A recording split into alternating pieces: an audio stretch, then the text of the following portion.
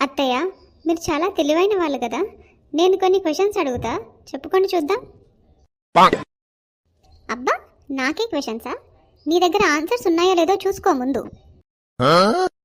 ఇగో ఇదే, ఈ కాన్ఫిడెన్సే మీలో చాలా ఇష్టం అత్తయ్య నాకు. స్టార్ట్ చేద్దామా మరి? అడుక్కోవే. ఆడపిల్లని ఆడపిల్ల అని ఎందుకంటారు? ఆడపిల్లని ఆడపిల్ల కాకపోతే ఇంకేమంటారే? అయినా ఇదేం క్వశ్చనే?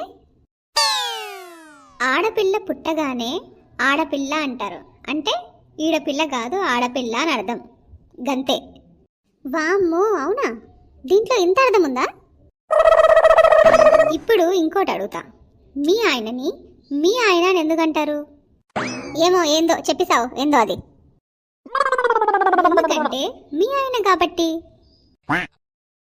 వామ్మో, నీ తెలివిల మన్నువడా, ఏం క్వశ్చన్సే ఇవి? ఇప్పుడు నేను అడుగుతా నిన్ను. మీరు మరీ అట్లా పొగడద్దత్తయ్య. సరే అడగండి, చెప్తా. నిన్ను తింగరదానా అని ఎందుకంటారో తెలుసా అందరూ? ఎందుకు? ఎందుకంటే ఇట్లా అడ్డమైన క్వశ్చన్స్ అడిగే తింగరదానేవి కాబట్టి.